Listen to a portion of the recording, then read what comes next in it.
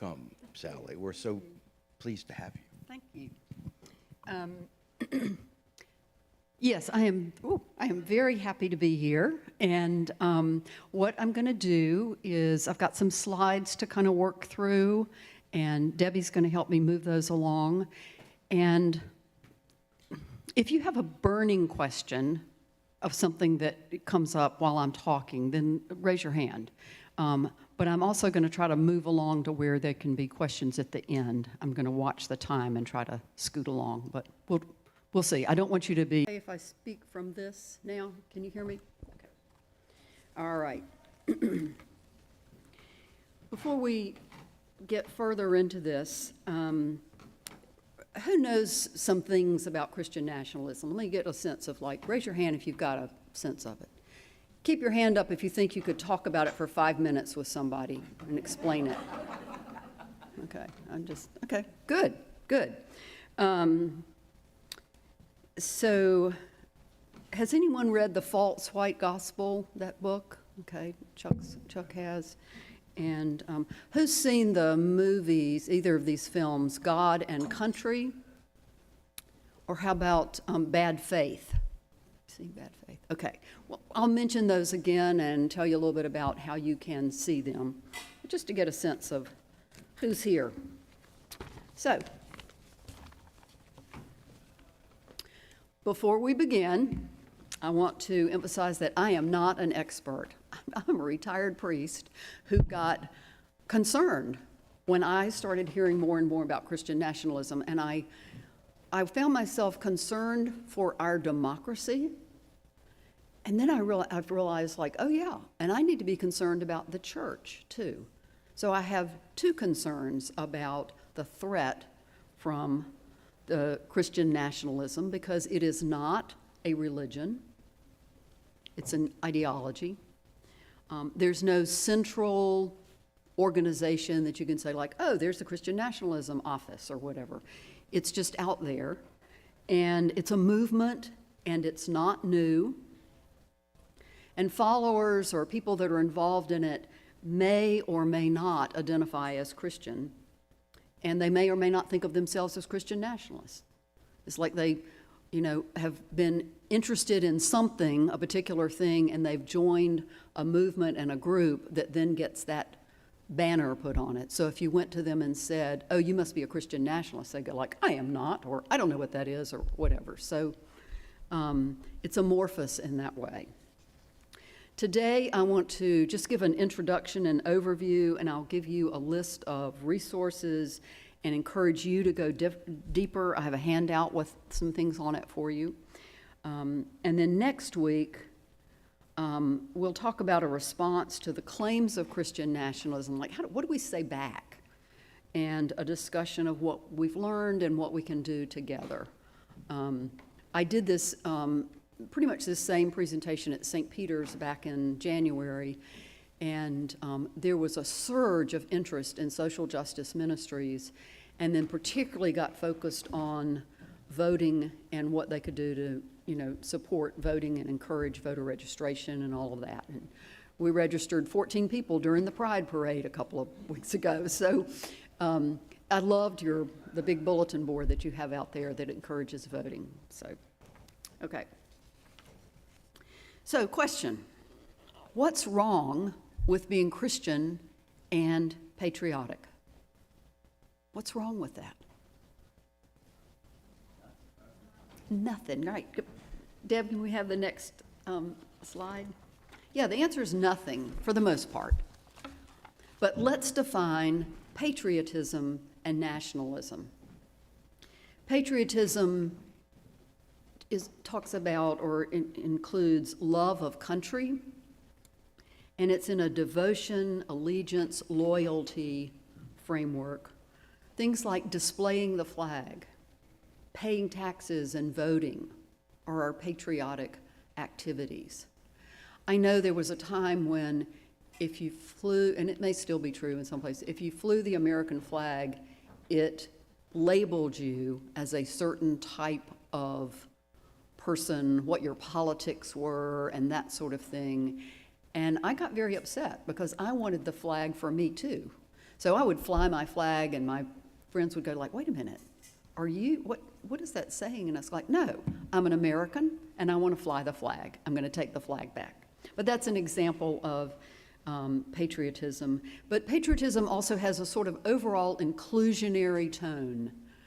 We're all happy to be in this country. We've got love for it. We've got devotion for it there.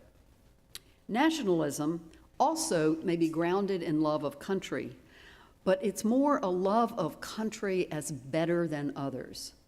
USA above anybody else, which then leads to things like ethno-nationalism, which is a nationalism based on ethnicity, religion, saying that certain beliefs and groups are more important, that that's who we are, that that's how we're grounded in that, which can lead to isolationism, imperialism, but it has an overall exclusionary tone.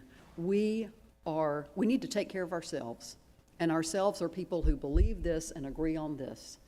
And if that's limiting, oh well. So I think people use those terms interchangeably, but once again, just like I wanted to take the flag back and be patriotic, I like to distinguish between patriotism and nationalism. There's some other helpful terms, and I have them defined for you in a handout. But what's important here to note is just that Christian nationalism comes from certain theologies that are grounded in dominionism, Christian reconstructionism, exceptionalism, plutocracy, I can hardly say that word, which is like government by the wealthy, or theocracy, where the church is the head of the government. So my handout has those definitions if that's helpful for you. But let's move on to the next slide. What is Christian nationalism? It's a political ideology. It's not a religion, it's a political ideology that advocates a union of Christianity and American civic life. So they're not two different things, but they come together, and you are Christian and you are a supporter of the country and a certain set of beliefs. There's a long history in the United States, and it contends that America has always been and should always be distinctively a Christian nation. It has roots in evangelicalism, but many who identify with or support Christian nationalism are not themselves Christian or even practicing Christians. They've kind of gotten swept up into a movement, and they may or may not be Christian. There are also roots in white supremacy and anti-Semitism. Some people refer to this movement as white Christian nationalism, and I hear that, but race is not the only arena of attack and exclusion. It's in the roots of this, but in studying it, this is my own thing about, you might also call it mostly straight, still mostly white, patriarchal, capitalist, plutocratic, dubiously Christian nationalism. So just to kind of cover all of the bases, because there's a very narrow view of what is in and what is out. Okay. Next, a little bit about separation of church and state. Our First Amendment to the Constitution has the establishment clause. I have that on here too. It's part of the First Amendment, which, along with the Free Exercise Clause, establishes what we mean by freedom of religion in the United States. It says this: Congress shall make no law respecting an establishment of religion or prohibiting the free exercise thereof. So there's a clean break between church and state, a wall. Now, if you've heard of the Johnston Amendment, you know the Johnston Amendment? Okay, it's important to know. As a parish, as part of the Episcopal Church, you have the 5013C status, and that as a nonprofit, correct? Okay. Well, that came about in 1954 when then Senator Lyndon Johnson introduced legislation that said churches and other nonprofits can engage in political activities, but not in partisan ways. They can't endorse particular candidates, put out signs for particular candidates. They can have a forum where multiple candidates come and talk, but they cannot be endorsing a candidate and keep their nonprofit 5013C status. It's regulated by the IRS. There are currently efforts within the Christian nationalism movement to eliminate the Johnston Amendment, to get rid of it and reduce the scope, they're saying, of federal government, too much federal government and intervention. But what that would mean is churches could become money machines to take in cash and then use it towards particular candidates. It was drilled into me when I was in seminary that, when you're preaching, you preach the gospel, but you do not endorse anybody. You do not have that on your campus. You don't do it because you could, the threat of losing your 5013C. Quite honestly, the IRS doesn't have the resources to be paying attention to that right now. So in some places, it's going on boldly. I was driving over here this morning back through the countryside from Mooresville, and I saw a number of political signs along the way. They were all for the same person. And then I saw one in a churchyard. And it's like, okay, well. So the quote here that I like is from The Power Worshippers, which is a book I highly recommend you read, especially if you'd like to stay up late at night and can't sleep. This one just, will keep you up further. But she writes, an aim of the movement, it would seem, is to turn houses of worship into the cash machines of the political system by allowing special interests to pour millions of tax-free dollars into churches, which could then turn around and spend like super PACs to elect or defeat candidates. So the Johnston Amendment is an important part of the separation of church and state. Okay. Next. So a simplified argument that's sometimes used by people of the Christian nationalist persuasion goes something like this. The United States was founded as a Christian nation. We need to get back to how things used to be, back when the Bible was the source of moral teachings and family values and individual rights mattered. How many of you have heard somebody say something like that? That's when you get with some relatives or a neighbor talking over the fence, is like, we just need to get back to how things used to be, when it was good, when Ozzie and Harriet was on TV, and, So, anyway, but the implications and falsehoods in that go like this. The United States was founded as a democratic republic where religion could not be established or required by the government, not as a Christian nation, but as a democratic republic. A return to how things were is code language. You know code language? Where somebody's saying something, but underneath it is the other message.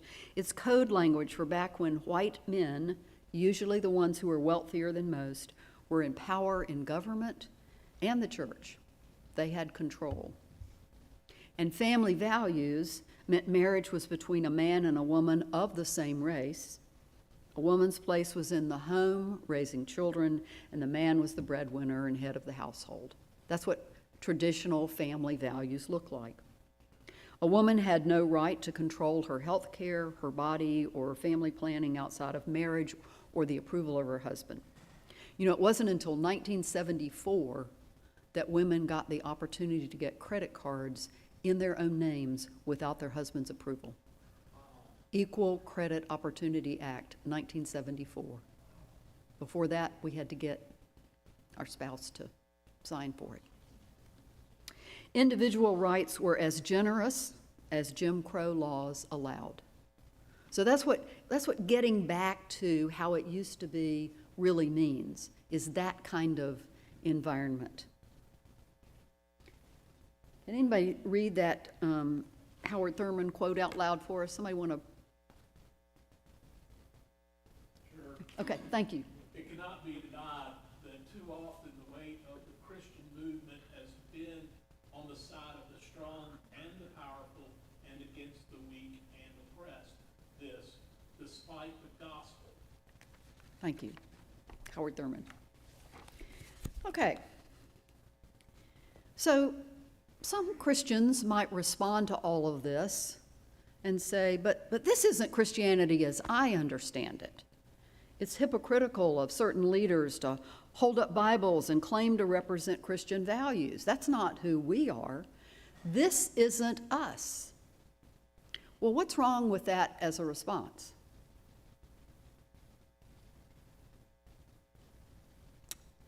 Vern?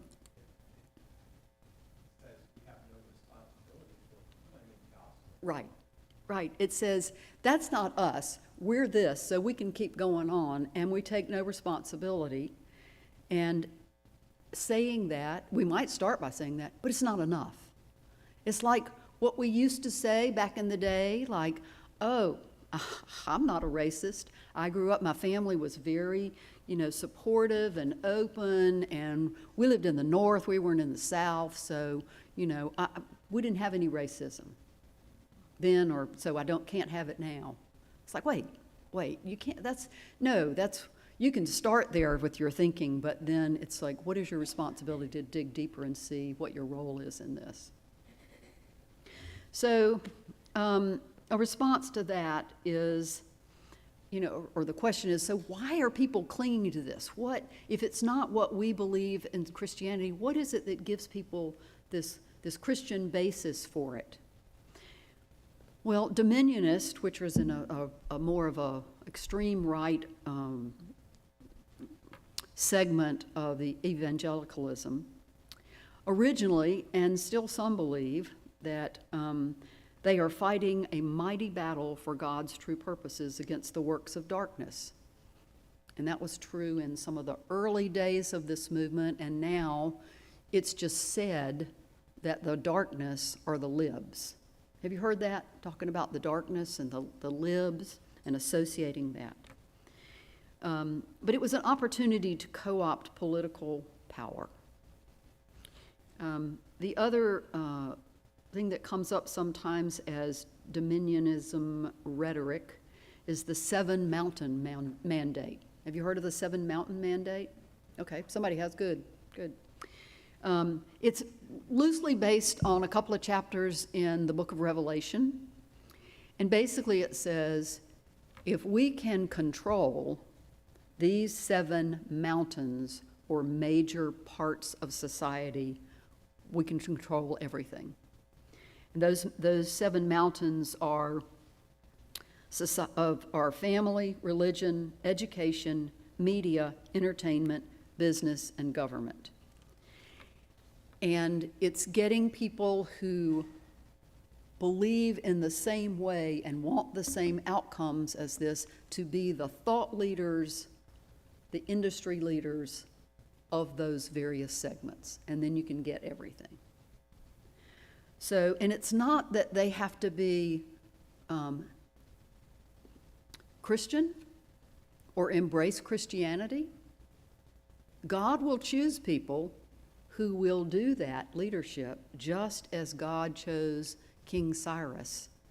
Remember, King Cyrus was the one who freed the Jews from their captivity in Babylon and let them return home. And Cyrus was a pagan, but God used Cyrus in a good way. And so we can have people who are not Christians holding up Bibles at places and saying certain things that sound like you Christians need to vote this way. But they could be, just like King Cyrus, they don't have to be faithful Christians. So the bottom line is the end justifies the means, which both belong to God. We're just doing God's work. This is just God's work. While many Americans still believe that the Christian right is primarily concerned with values, leaders of the movement know it's really about power. It's about power. And the link between white Christian nationalism and authoritarian control over outsiders is freedom for us and order for them. It's an us and them who's got power. These two books that I reference here, I've got on the resources for you, The Power Worshippers and The Flag and the Cross, are really excellent resources for better understanding what this is all about. Okay. I'm just going to give you a sample of an initiative that was going on a number of years ago in the background. You probably never heard of it. I'd never heard of it. It's called Project Blitz. But it was a movement within the Christian nationalism groups to make headway in gaining control, gaining power. It was a coalition of over 40 Christian right groups whose goal was to protect the free exercise of traditional Judeo-Christian religious values and beliefs in the public square and to reclaim and properly define the narrative which supports such beliefs. It sort of sounds okay, you know, protecting the traditionalism and that sort of thing. It sort of sounds okay. But here's some things that they encouraged to. Their aim was to inundate state legislatures with bills that would jam up everything else. And they suggested 3 phases. Listen to these, and I wonder, have you heard of any of this in North Carolina? The first rollout, they said, would be symbolic gestures that will receive some opposition, but primarily pave the way for the next phase. An example was putting "In God We Trust" signs in classrooms and other public places. It's like, really, you know, like, what's wrong with that? Well, and license plates, okay. I mean, what's wrong with that and everything? Well, that's putting God associated with government, and it's like, yeah, but there's people that don't believe that. It's bringing government and religion together. But it also put people who believe strongly in the First Amendment and free speech and separation of church and state to have to go up against that. And it looks bad. That was the goal, really. It was less about getting "In God We Trust" up places than to have people who support the First Amendment to have to fight back about, you know, how it was bad to say "In God We Trust." That was first phase. The next phase was bills that proposed to inject Christian nationalist ideas more directly into schools and other government entities, such as having biblical literacy in the curriculums of schools and Christian Heritage Week, things like that that would be out there. And again, it gets to be one of those things where you're fighting against, no, we don't want, you know, biblical literacy. It's like, well, we do, but we don't want it here. It gets very messy. And so a lot of the force behind this was just to get things out there that begins to divide people, begins to get, you know, like people taking sides on things. A third strategy was to legalize discrimination against those whose actions or very being offends the sensibilities of conservative Christians. Trans girls in sports. The bathroom bill.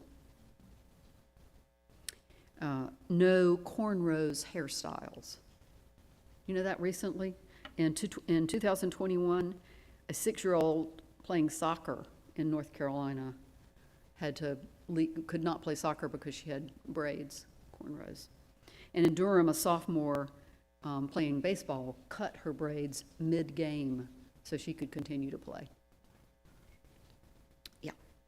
So identifying certain things that we just consider like, no, that's not it, and make laws, local laws. That's why local politics is important, as it may be more important than anything, because that's where things get started and then they bubble up. But what's happening is that there are efforts under the banner of Christian nationalism to get things divided up, get some winners and losers, get bills passed that suppress. One example, obviously, of suppression that we're aware of is voter suppression.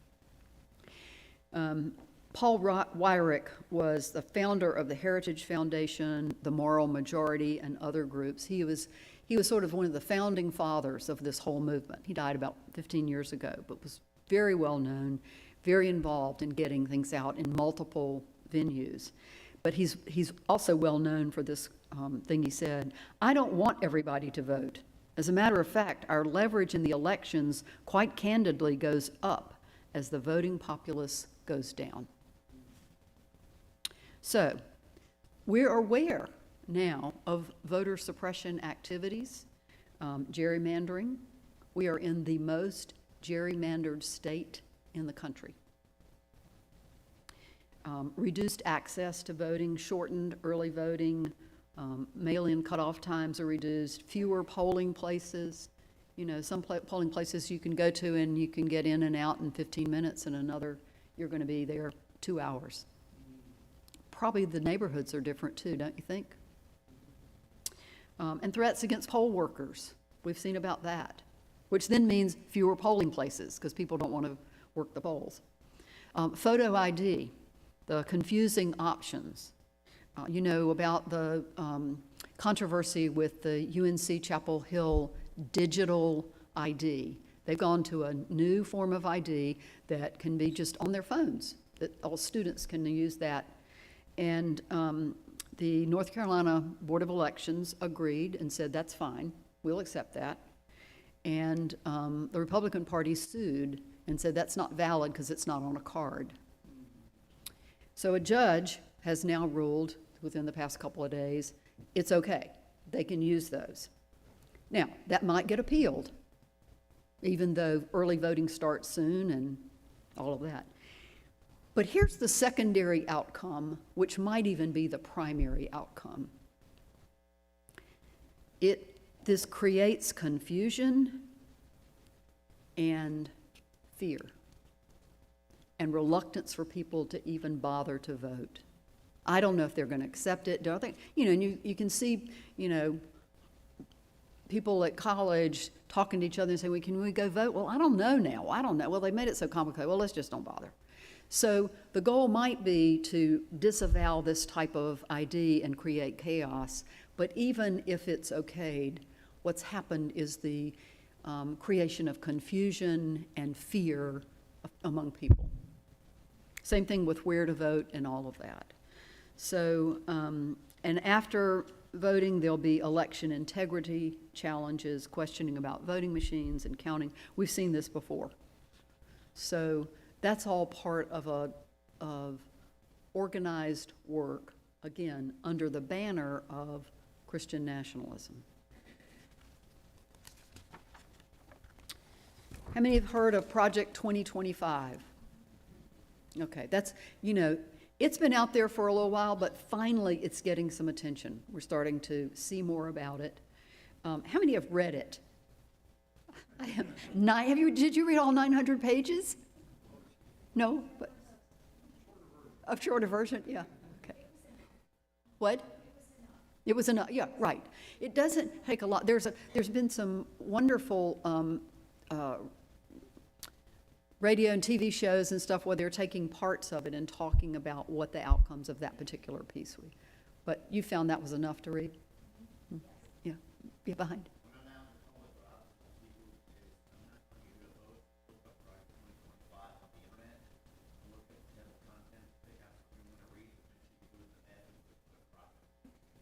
Make sure you what? Okay. Okay. Yeah. Okay. Let me, a couple other things here. Well, I don't need to say a lot about it other than it is a huge document, and the 4 promises include restore the family as the centerpiece of American life and protect our children. Code language, right? Dismantle the administrative state and return self-governments to the American people. Doesn't that sound patriotic? What it means is get rid of all the civil servants who currently work in the federal government and replace them with appointees who have a partisan view and will only do what the executive will tell them to do. So it'll be for loyalists. But there's a whole movement, a whole plan for getting rid of civil servants. Defend our nation's sovereignty, borders, and bounty against global threats. Okay, here we are isolating again, identifying who can be in and who has to be out, and very detailed plans about that. And secure our God-given individual rights to live freely. Again, on what is free for us, order for you, for others. So I encourage you to dig deeper into this and just be mindful of the language. We got that cartoon up there yet? Okay. Here's your problem. It looks like you're paying attention to what's going on. That's sort of how I felt some days. It's like, can you give me an injection of hope or something here? So just so we have a few minutes for questions, I'm going to zip through this. There's some homework that I would suggest that you do, and that is just play around on the internet. Don't go way out there, but look for the presence of absence in certain websites that say that they are for religious freedom. Because if you watch for words like patriotic and family values and parental rights associated with religious freedom, you know you're in one of those places that it's code language. Or notice that there are missing or mocked words like DEI and social justice and things like that. On page 4 of of Project 2025, page 4 says, the next president must make the institutions of American civil society hard targets and for woke culture inclusion, and start with deleting the terms sexual orientation and gender identity, diversity, equity, and inclusion, gender, gender equality, gender equity, gender awareness, gender sensitive, abortion, reproductive health, reproductive rights, and any other term used to deprive Americans of their First Amendment rights out of every federal rule, agency regulation, contract grant regulation, and piece of legislation that exists. No mention can be of any of those things. So, pretty sweeping. So you can find this, and as you look at companies and look at their mission statements, you begin to pick up. I mean, this is how I got further into it, as I was trying to learn more, and I think, oh, I'm on a good site, and then I'd start to see some of those code words. And so that's how people can be drawn into something that they think innocently is supporting them as parents or supporting their Christianity. And then they kind of drift into something that is twisting. So you can also look at who are the leadership of different places. Sometimes you'll start to see some names of the same people showing up on these websites. But I ask you as you read, does this sound like the Jesus I know? About what Jesus said about love? And there are a lot of other verses, and we'll talk about that next week as we begin to look at how do we respond to this? How do we ground ourselves and know that what we believe is a faithful belief in Christianity? And what do we do with that? With our baptismal covenants, we say that we're going to do these things. It doesn't sound a lot like what this power grab is. So next week we'll talk about, as faithful Christians, how do we respond? How do we stay alert, faithful, maintain relationships, and not lose hope? So I want to leave you today with, like, if you came in here knowing this much, that maybe you know this much, and you might go out and dig a little deeper, or you might be too depressed to do that. Well, I want you to come back next week so we can talk some about, so what do we do? How do we take this and energize ourselves and others? I love this final quote from Presiding Bishop Curry. As followers of Jesus, his command to love our neighbors means neighbors of every type, of every faith, not just our own.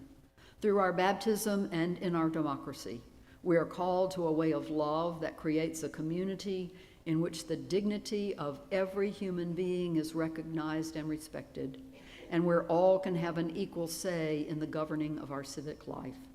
The violence, intimidation, and distortion of Scripture associated with Christian nationalism does not reflect the person and teachings of Jesus Christ.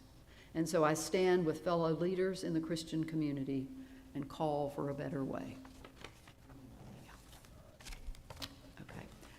Questions? Comments? Okay.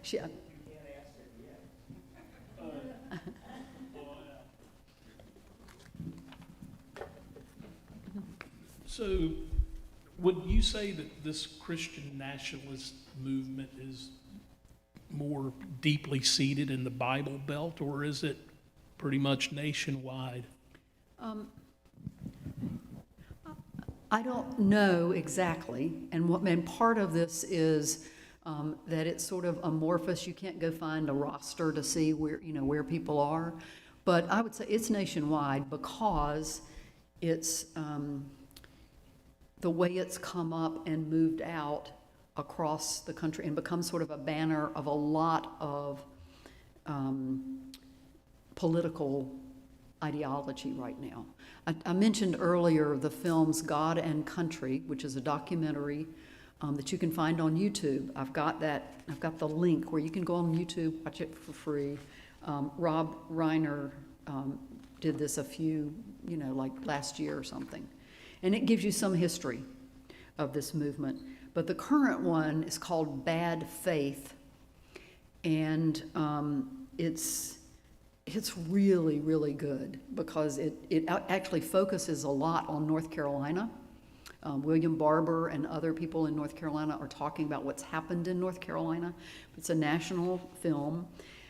It's actually playing today at 4 o'clock at the Independent Picture House in Charlotte for free, but you have to call and sign up to come, and as of yesterday, they were close to full, so I don't know if you can get that this afternoon. However, there is good news. If you have Prime Video, it's just a 99-cent rental, so you can find it on Prime. It really, to your question, it really traces the history of where this came from. Some of us here are old enough to remember Jerry Falwell and the moral majority and just different things that you start to see how it all kind of came together and the things that happened around abortion becoming such an issue when it was really a cover for race and segregation. That was not a popular thing to go out and say, like, we're the party for whiteness. So it turned around to, like, we're the party pro-life. And it brought in people that way. So that's part of the divide. So anyway, okay, somebody else had a question. One element of this current political environment that's been beneficial for me, and I can't take credit because both of my children are in high school and they have some excellent teachers who are guiding them through this experience. Great. I had mostly obtained, and I think one of the most important elements that you mentioned here with especially the Project 2025 is the media and the exposure and what we take in. Mm-hmm. So I actually challenged myself, because the students challenged my children, to give just as much reading and airtime to your agreement as to your dissension. Mm-hmm. And honestly, not until I started reading both sides and having consumed media from both sides, in one side of the media, you hear nothing about 2025, so I knew not much of.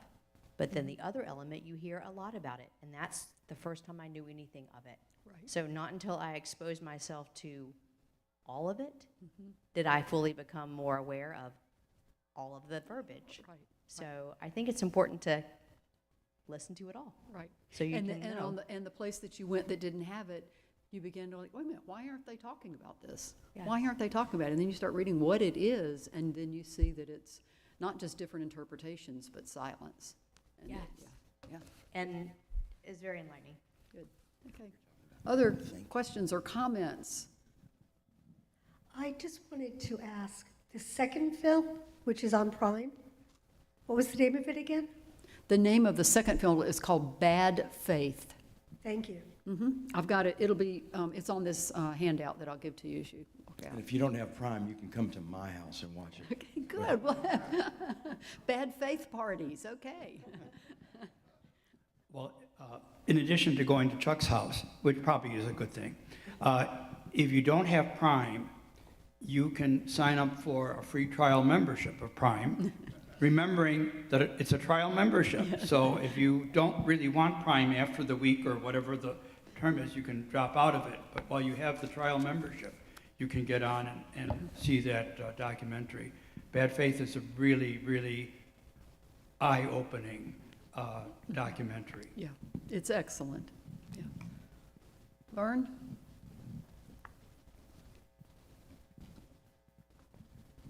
I've seen one of the effects of this is that all of Christianity is tending to be lumped with Christian nationalism. Exactly. And I spend a lot of time with teenagers and college folks and that sort of thing from my own family, and find myself defending Christianity because their first view of Christianity or their understanding of it is all these groups. Right.